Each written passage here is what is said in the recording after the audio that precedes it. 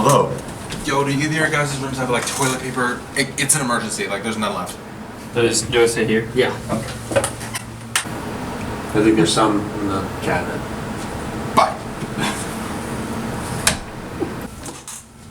Hey man, how you doing? Dude, I'm doing pretty freaking chill, man. Awesome, bro. Hey, I got a couple questions for you. The first one is, what were your first impressions of some of the girls on this trip? Oh goodness. These girls are freaking whack, dude. I was like, holy frick. One, that we were outnumbered. Man, there's a lot of them. Going from all over the place. This should be interesting. Yeah. Like 16 or 17 guys, and there was like 40 or 50 girls. And I didn't think there'd be this many girls, honestly. I was told by my discipler though that that's pretty good odds. So like guy to girl ratio, pretty good odds to go on a date. So first impression. So, Your first impression was that you're gonna go on a date? I feel like right off the bat, the girl's really cool. A few of you are a little crazy, just a little, good crazy, but Beautiful women. My expectations were that they'd be super chill. Abby Noble's pretty chill. Even chiller than I thought first. they're all pretty chill. the girls are pretty awesome, so I'm just like, what? Looking at their Facebook profile pictures, Oh, you were creeping. I was creeping. Yeah, there's some pretty attractive girls. They're all really, really pretty. I was like, okay, like, I feel like I'm underqualified, you know? I kind of figured that the girls would just be like the girls at home, believers, but not really living out their faith. Like, ended up not being true. Totally the opposite. My expectations were to bond and build friendships with sisters in Christ. Like immediately I just recognized that the girls here were really real and really safe and genuine. They're authentic and, yeah, great women. They love the Lord, you know? And like, I could just see that like when we got here, it was like very, very straight up how much they love the Lord. I could just see the love of Christ that all these girls have. So many different personalities, so many different, I guess, mindsets. So I don't know, I didn't really make any assumptions about them. It's just like, let's get it. And now I know I should have, so. Hey, what was a super awkward moment you had with a girl on this trip? One time before our DNA group time, Sophia said, hey, I'm gonna go just whip up a quick meal real quick. She says whipped up, and she comes out with salmon steak. This woman had a salmon steak just ready. She's like, oh, I'll just throw it together real quick. Do people do that? Do people eat salmon? I was just overwhelmed. Like, she just threw together some salmon. It was on a bed of rice with like a sauce. I struggle to make grilled cheese sandwiches. Like, I cannot make a crispy grilled cheese to save my life. It's tragic, really. It was kind of rude of her, I think, to really make me feel like an inferior person. So. That's so awkward. But I forgive you, Sophia. I took Lauren to get ice cream before dinner, and apparently that's not the time to get ice cream. Wow. Yeah. You probably could have been a little bit more insightful. Yeah. No, that's okay. Yeah. That's alright. That's a lot of times. I like to speak my mind. I can piss a lot of people off. Asking this girl out and buying her flowers, and she totally just rejected me. Calling Lauren Magner an off-brand, like all the time. Every time I try to hug Sydney Gress, every time. Playing paranoia. If one girl could clip her toenail and eat it, who would it be? I went for the homegirl, Sarah Daly. Probably will be the least likely to be offended. Flipped heads, and I got caught. Had to spill the question, who's the girl that's most likely to cut their toenail and eat it? And so, you know, it was really awkward. Hannah Production and I were talking with this gay homeless man for about an hour and a half, and the poverty walk.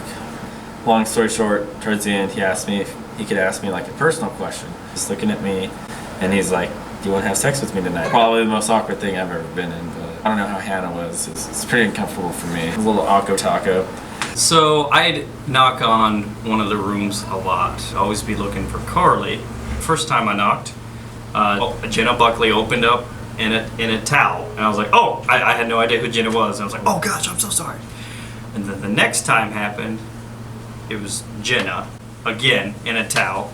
And then, like, it seemed like every time I knocked, it was Jenna showering. Like, do you have anything else to do besides shower in the middle of the day? Like, is that all you do? Like, I've come at different times, and she's still in a towel, always in a towel. There have been several instances where, like, I will just, like, be doing this certain activity, and I'll look up at one of the girls, and we'll just, like, make eye contact.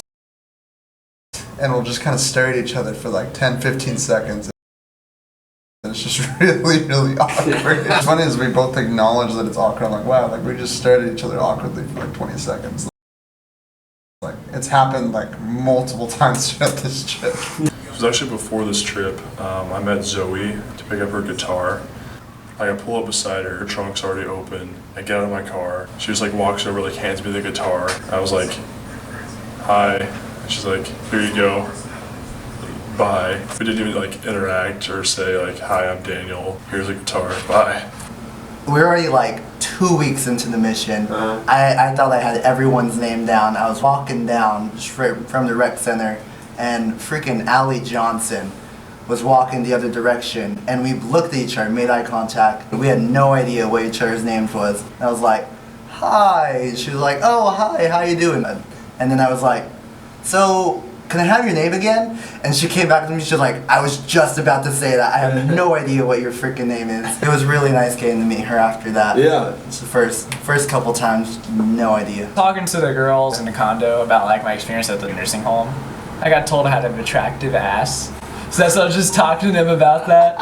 And then Danny goes up and says like, do you blame her? We had a good laugh over that. So. Week 2 or 3, Assassins had just started.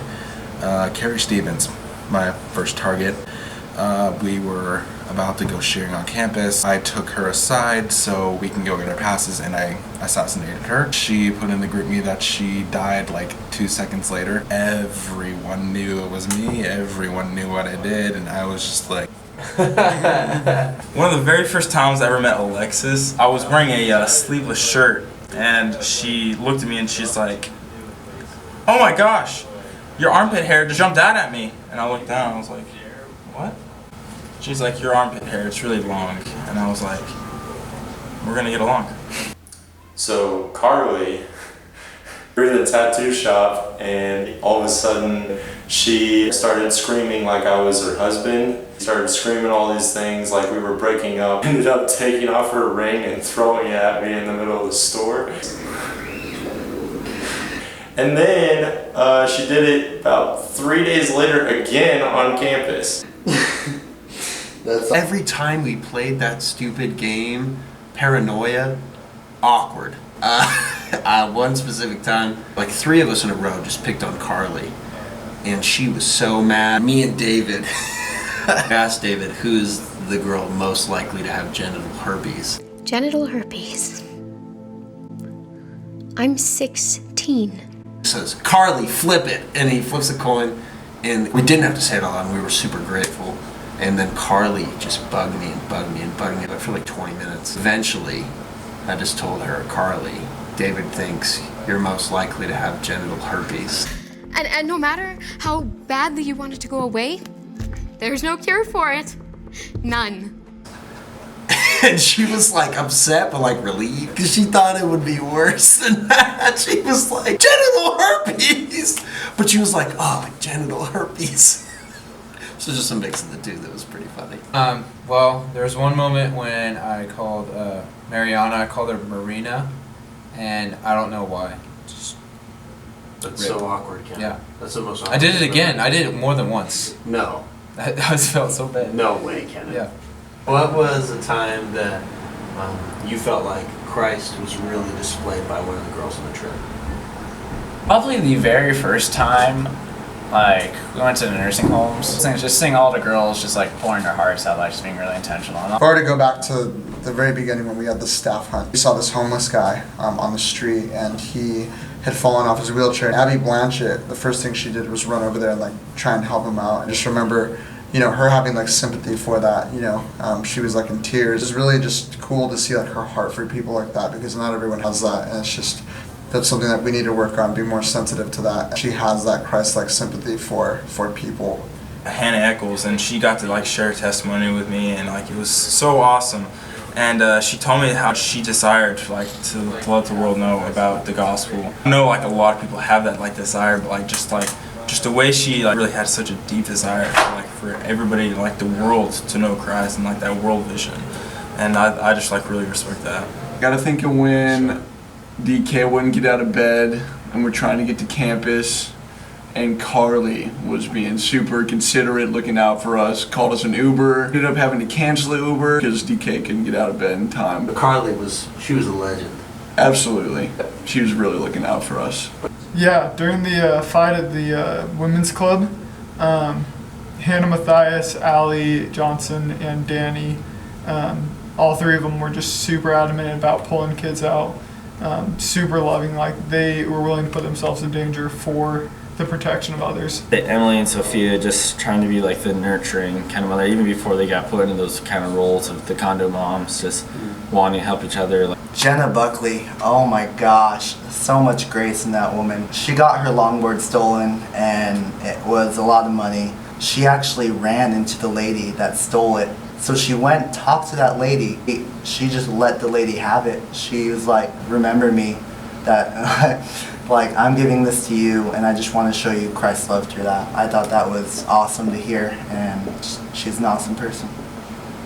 Bree Clapper leads worship really well. She was like a little bit nervous, but then she got out there and was like so good, and that was awesome. The way that Abby Noble leads is really an encouraging thing. I'm 16.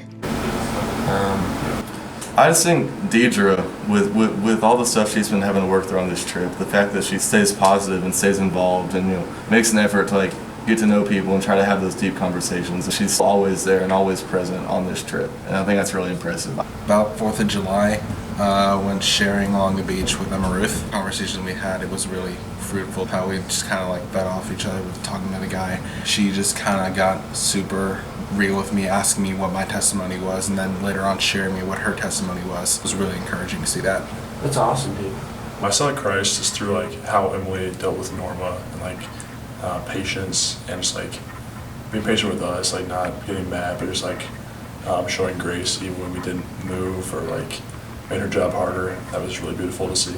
I was sharing with Deidre, yeah. She was asking all these different questions. These questions are like insane, like they're really good questions. God was working through her and all that stuff, Yeah, she's awesome. The Lauren Magner, she has gone through so much in her life and has been FaceTiming her parents who are non-believers, doing memorization of the Bible, just simple verses. Made me think like, man, I should really start like talking to my parents more about this stuff. And I think she's a very strong, courageous young woman of God. Like just in general, like the girls here love serving.